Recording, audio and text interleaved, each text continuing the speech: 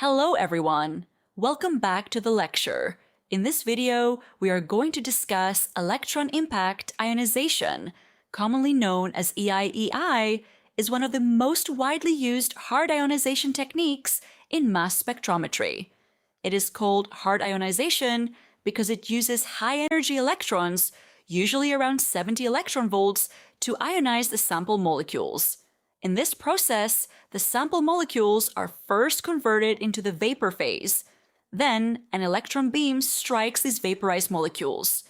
When high-energy electrons collide with the molecules, they remove electrons from them and convert them into charged particles called ions.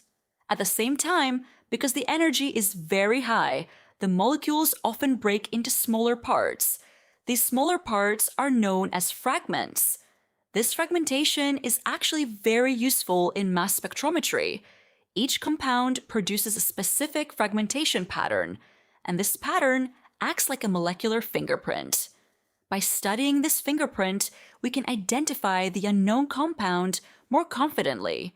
One major advantage of EI is that it gives reproducible spectra.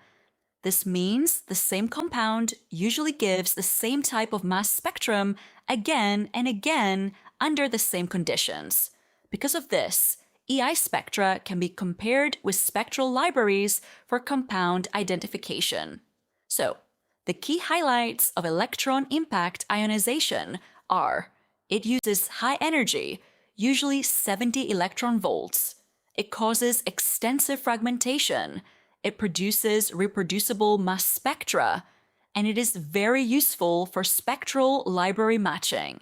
Hello everyone, welcome back to the lecture. Now moving to next slide, we will discuss the principle and mechanism of electron impact ionization, or EI. EI ionization occurs through energy transfer from energetic electrons to neutral molecules. In simple words, high-energy electrons hit the sample molecules and convert them into ions. Let's understand this step by step. Step 1. Electron bombardment. First, a beam of high-energy electrons, usually around 70 electron volts, is directed toward the vaporized sample molecules. Step 2. Energy transfer. When these electrons collide with the neutral molecules, they transfer energy to them. If the transferred energy is greater than the ionization potential of the molecule, ionization takes place. Step 3. Formation of molecular ion. As a result, the molecule loses one electron and forms a molecular ion, which is also called a radical cation. The general reaction is M plus E minus yields M plus dot plus 2 EE minus. This means a neutral molecule, represented by M, is hit by an electron, loses one electron, and forms a positively charged molecular ion. Step 4. Fragmentation.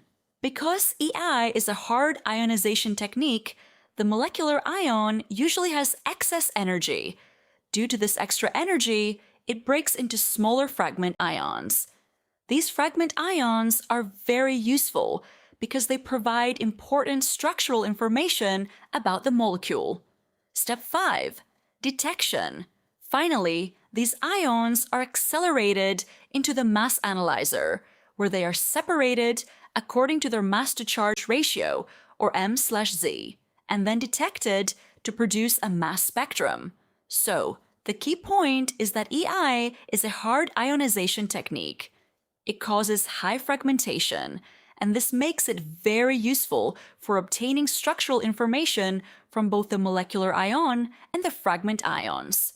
In short, EI works by electron bombardment, energy transfer, molecular ion formation, fragmentation, and finally detection. In electron impact ionization, the ion source is the part where neutral molecules are converted into ions. This slide shows the main components of an EI source and how they work together. First, we have the filament, usually made of heated tungsten. When the filament is heated, it emits electrons. These electrons are then accelerated to form an electron beam, usually with an energy of 70 electron volts. Next, The sample enters through the sample inlet.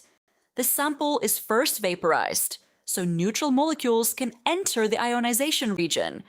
When the 70 electron volts electron beam strikes these vaporized molecules, ionization occurs and ions are formed.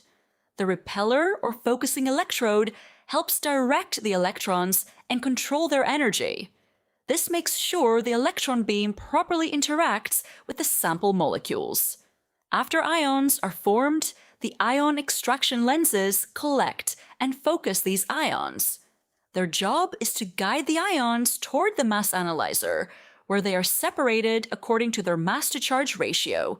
The EI source works under high vacuum, usually around 10 to the power of -6 to 10 to the power of -8 torr. This vacuum is important because it prevents unwanted collisions between ions and gas molecules.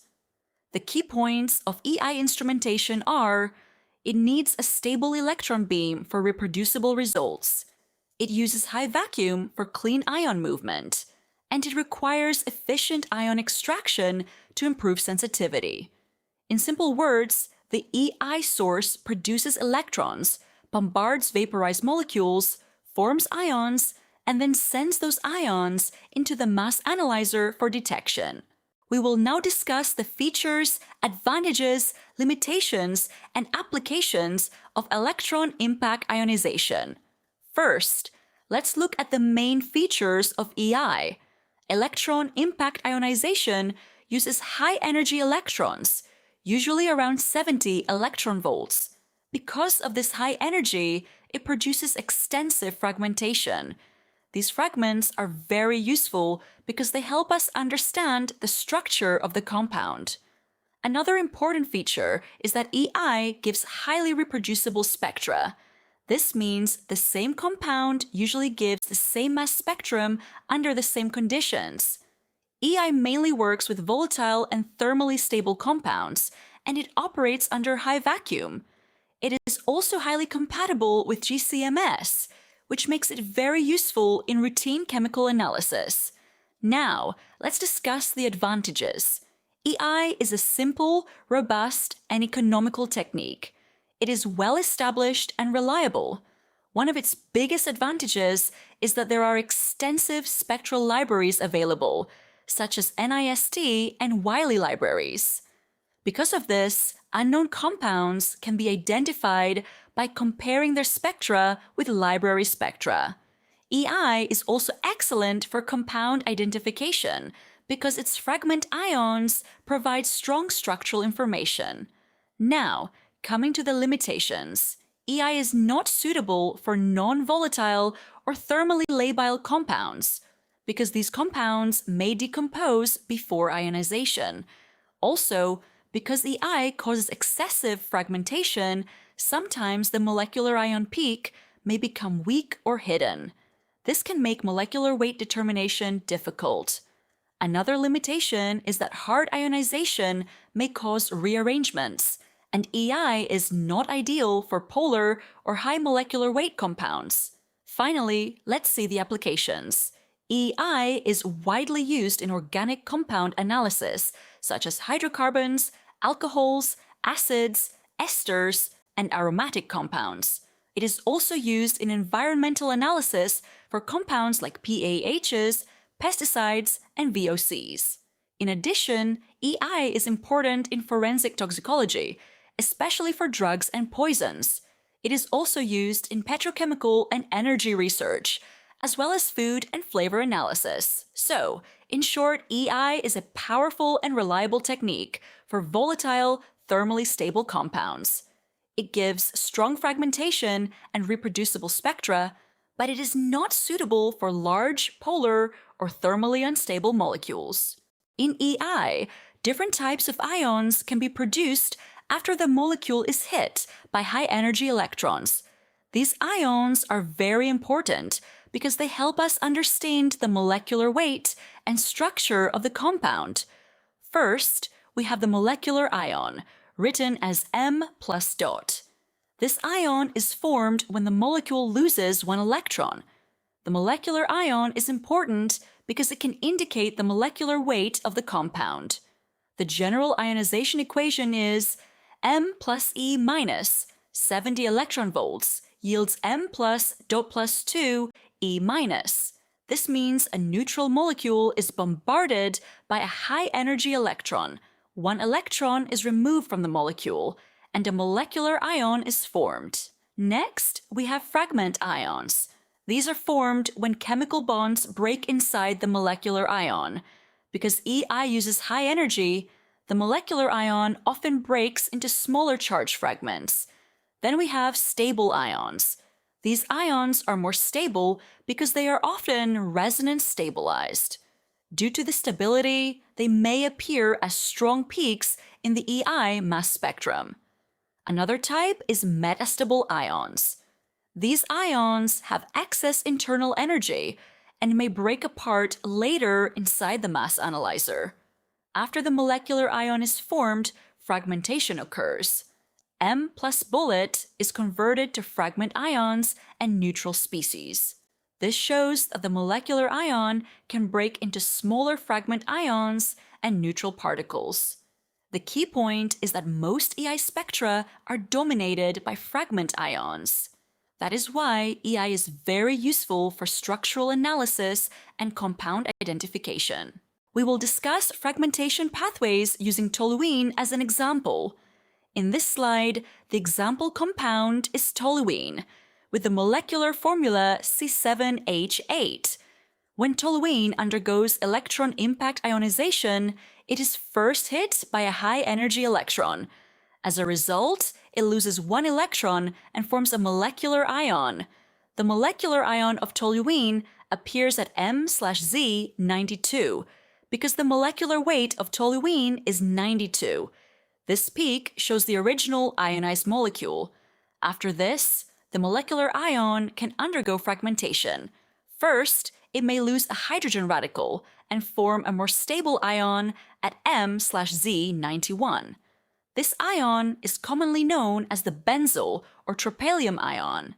Then, further fragmentation can produce another important fragment ion at M/C77 called the phenylcation. After that, more bond breaking may occur, producing smaller ions such as M/Z65, M/Z51, and M/Z39. In the mass spectrum shown below, we can see different peaks. Each peak represents a specific ion or fragment. The peak at M/Z92 represents the molecular ion, while the strong peak at M/Z91 represents the characteristic fragment ion. These fragment ions create a unique pattern, almost like a fingerprint of the compound. So, the key point is the molecular ion and its characteristic fragment ions help us identify the compound. In the case of toluene, peaks such as M/Z 92, 91, 77, 65, 51, and 39 provide useful information for compound identification. This is the final summary of electron impact ionization. In this lecture, we learned that electron impact ionization, or EI, is a hard ionization technique used in mass spectrometry. EI uses high-energy electrons, usually around 70 electron volts, to ionize vaporized molecules. When these energetic electrons strike the molecules, they remove an electron and form a molecular ion. Because EI uses high energy, the molecular ion often breaks into smaller fragment ions. These fragments are very important because they produce a unique mass spectrum. This unique mass spectrum works like a molecular fingerprint, helping us identify unknown compounds more confidently. One of the biggest strengths of EI is that it gives reproducible spectra. This means the same compound gives almost the same mass spectrum again and again under similar conditions. Because of this reproducibility, EI spectra can be compared with spectral libraries, which makes compound identification easier and more reliable. So, the main points are: EI is a hard ionization technique. It uses 70 electron volts high-energy electrons. It causes extensive fragmentation. It gives reproducible spectra, and it is very useful for library matching, especially in GCMS analysis. So, in simple words, EI is a powerful and reliable ionization method that helps identify compounds by producing characteristic fragment patterns. That's all for today's lecture. Thank you for watching.